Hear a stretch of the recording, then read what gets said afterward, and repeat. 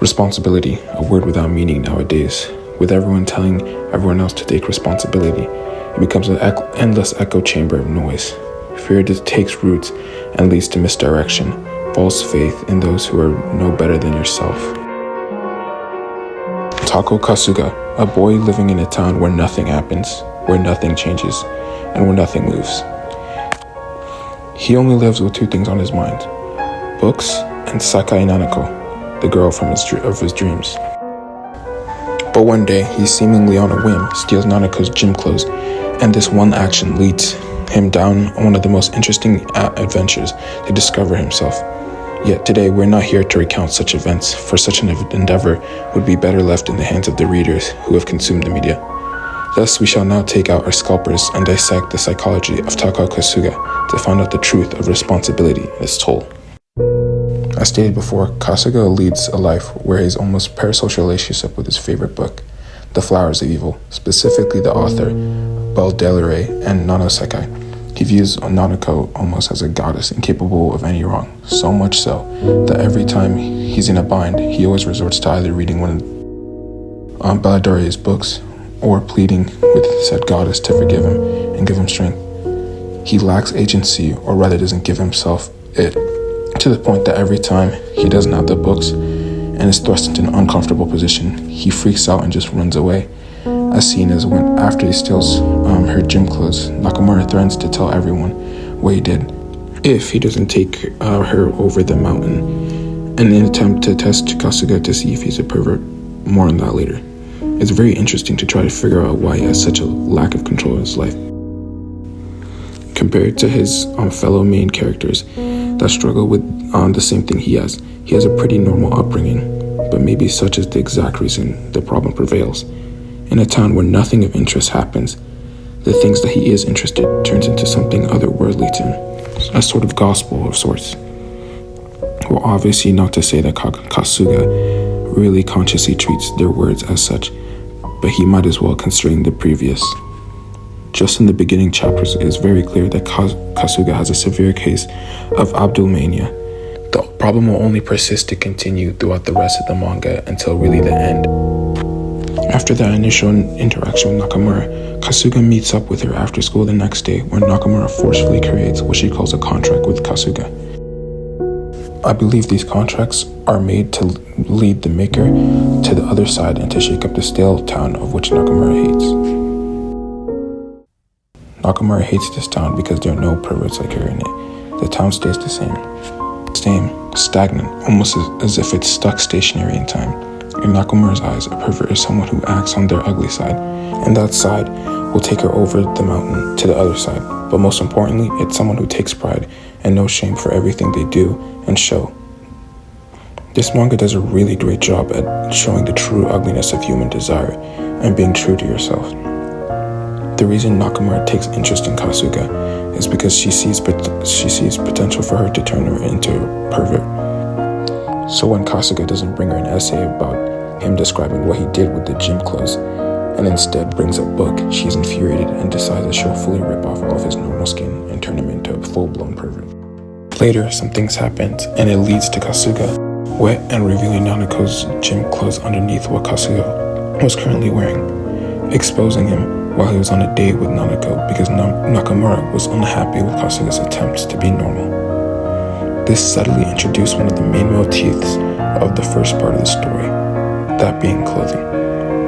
Shown as when Kasuga covers himself, it indirectly shows us that he is not fully subscribed to the idea that he's a perv and still trying to live a normal life. Well, this also represents Nanako's constant ability throughout the manga to not see the real Kasuga and understand him because she didn't actually get to see the gym clothes Kasuga was wearing. After the failed attempt of confessing to Nanako what he did, Kasuga breaks up with Nanako because he finally realizes that he's a pervert. Yet him breaking up with her was a very attempt at him keeping the same image of Nanako, since a dirty pervert cannot be with a goddess like her. But later on the mountain, this very same philosophy will lead his whole worldview to crumble. Nanako's love for Kasuga can only be described as limerence. She's infatuated with the fact that Kasuga is able to love her, giving her a sense of normality in her life ruled by her overbearing parents. She probably feels this way because she believes her parents only value what she can bring to them, not her as a person. Ironically, she views Kasuga almost as a deity simply for loving her and giving her the attention she so desperately craves from the one she loves. She's confusing Kasuga's obsession with her for true love. She's willing to believe in Kasuga even though it's so blatantly obvious what he did to her and others. She's the opposite of Nakamura, and she wants to keep things stuck as they are in the whim of time. She wants the normal part of Kasuga, Nakamura's dreams, Nanako's false love, and Kasuga's lack of control all accumulates on the mountain to the other side. After Nanako tells Kasuga she's happy about him stealing her gym clothes in front of his mom, this is where Kasuga's world begins to break even further, reaching a critical mass. Kasuga couldn't handle his goddess saying something so evil. For a god to love a sinner like him is unthinkable, irrational, so to speak. So what does he have to do? What does he do? He turns to the devil to fill his void. He runs away with Nakamura to the mountain to the other side. The other side refers to someone's dreams, their hopes and wishes and ambitions, as again guided by the motif of clothing, where we see the different various levels of clothing indicating their different levels of pervertedness.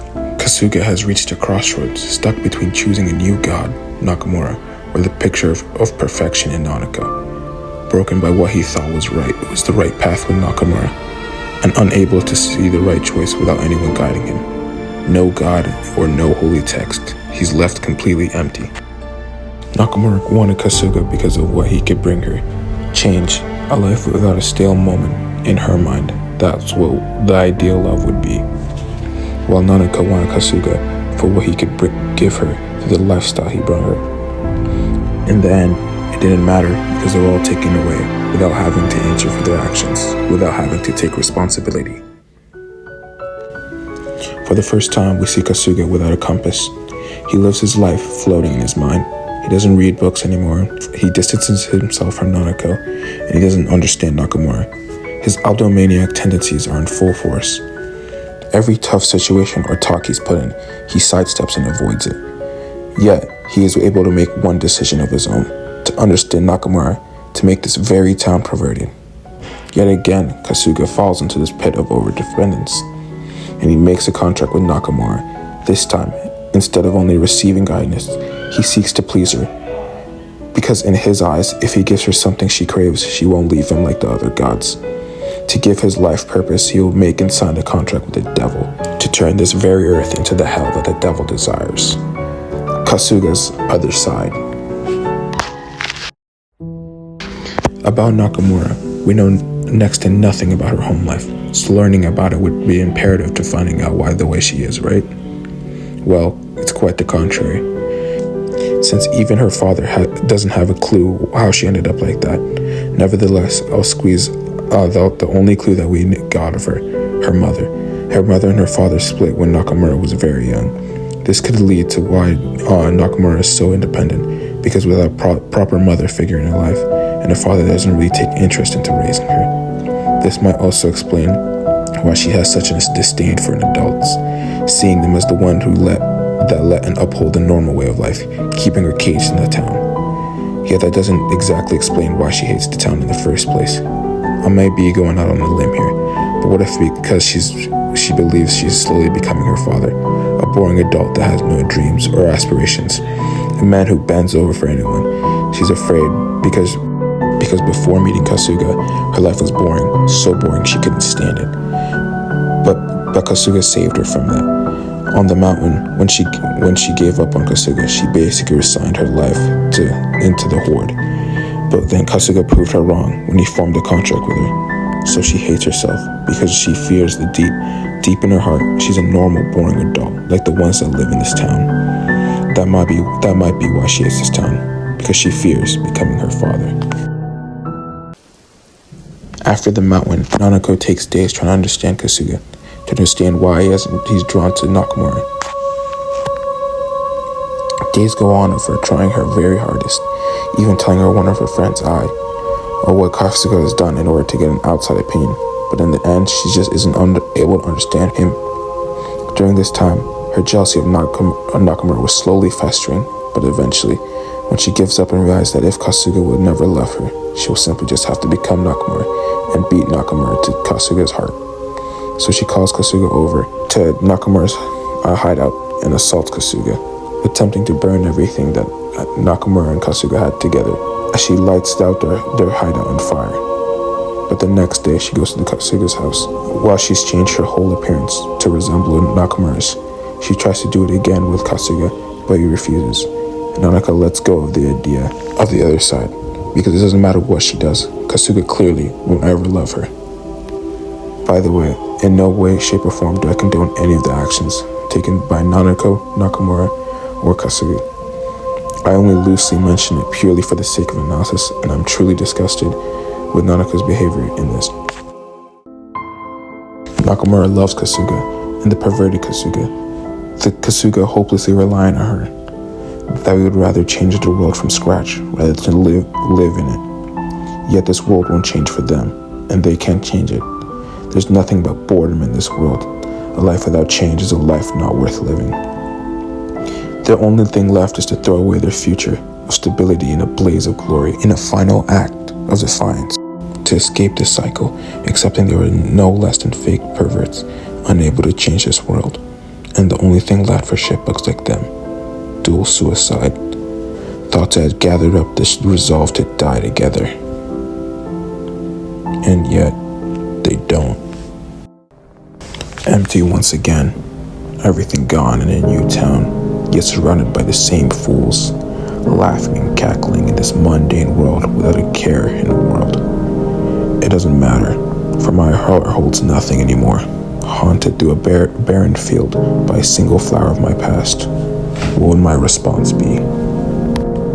Stuck floating in the recesses of his mind, not alive nor dead, Kasuga spends his days now living the life of a normie, as he was before, but now carrying all the weight of what he's done, but with no compass to guide him, no longer a pervert, and his parents in disarray. What is left in such a sorry life? The pain of existence without purpose leads him back to the bookstore, where he runs into Tokiwa, a girl from his grade, the most popular in his new school, reading The Flowers of Evil, the pinnacle of normalcy, reading a book of the perverted.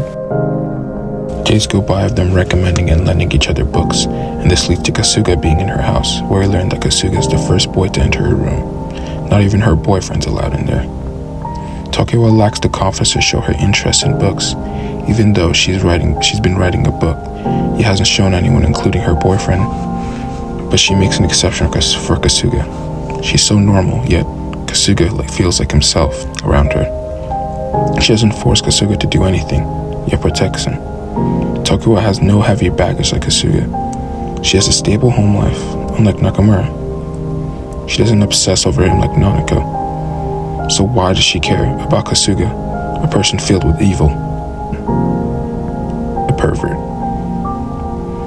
It must be because she's simply ignorant. But isn't she faking herself as well, hiding her love for books and writing? Kasuga finds himself interested in her and wants to read her book to find out more about the real her. The eye of the flower slightly opens as Nanako re-enters the story. The flower represents Kasuga's past and present lack of responsibility. Taking her number and receiving a text to meet up, Kasuga almost destroys his phone right there, that instant. His hatred still burning bright. Yet, he accepts and takes his first step to fight his abdomania. At a small cafe, we learn more about what happened to Nanako after the time skip, but it seems she isn't consent in the slightest, demonstrated as she didn't really remember what happened during those 3 years. She had been roaming through the realm like a ghost, just like Kasuga, still believing there's nothing in this world worthwhile. She proposes that Toki was a replacement for Nakamura, another person to fill the void. She prods at Kasuga's insecurities, suggesting that he's still the same disgusting pervert that uses everyone around him for his own personal gratification. Nanako wants Kasuga to stop running and finally end what he started in middle school, to take true responsibility, to find Nakamura and to find out why she pushed him off that day. As for him not to live in the same gray world as her. Is Tokiwa really the same as Nakamura, Nanako in the books? Why did Nakamura push me off that day? Am I really worthy of love? All these questions inhabit Kasuga's mind, unsure of everything, not knowing what to do but to keep moving forward. He can't run away anymore, because then all of his fears will become reality. Crushing the flowers of his fear, he realizes that what he had for Nakamura was nothing short of limerence. Nakamura's validation and lifestyle encapsulate Kasuga, his true love being Tokiwa. She allowed him to push forward without ever asking for anything in return. He gave her the confidence to be herself, to work towards her dreams. They weren't a reason to live for each other, but someone to share the pain of the world together, equally spurring each other on to live. But we still see some of Kasuga's old habits when Tokiwa asks him about what happened in middle school. He avoids saying nothing had happened in middle school, although later that night his grandfather collapsed and his parents had to return to the old town. After some thought, Kasuga resolves to go with his parents, as the scar from the flower still lingers. Though the trip shows taking responsibility doesn't actually fix the problems caused. After all, showing remorse doesn't bring back the dead. As we run into Kinoshita, one of Nanaka's old friends, she explains how she's lonely, blaming herself for driving everyone out of the town. Before leaving, she gives Kasuga information about Nakamura's whereabouts. With this information, Kasuga returns home and finds out that Tokiwa has finished the novel, but he can't read it yet, and he musters all the strength in his body to tell Tokiwa about his past. He wants no longer to hide things from Tokiwa. He wants to face Nakamura and end this 3-year-long internal conflict, taking responsibility so he can live with Tokiwa. But Kasuga's just using the novel as a tool to live, so Tokiwa rips the manuscript in his face and demands that Kasuga kisses her. For Kasuga not to shoulder this burden alone, Tokiwa goes with Kasuga to meet Nakamura. Another seemingly small and rural town, again, where nothing happens, where nothing changes, and where nothing moves. At a small eatery is where we meet her for the first time in 3 years. She seems different, distant, almost normal, but she's a ghost now, falling into the cycle of a mundane life. Kasuga asks the big question: why did she shove him off the platform all those years ago? Yet she answers with a tone of apathy, feeling each other's hands, trying to see if they are real, if they exist. Tokiwa stopping Nakamura from leaving, saddened at Kasuga almost losing his chance to get the answer. Kasuga truly understands how Nakamura feels. This cycle of perpetual loneliness, gaining and losing what you love. The only answer she's come up with to avoid that pain is to lock those feelings away, to shroud oneself in apathy and fake skin. But the beauty of life comes from the pain of taking responsibility of what you want to do, and what happens is the only way to move past it and to remind herself of the beautiful pain of life, starting a brawl between all three of them.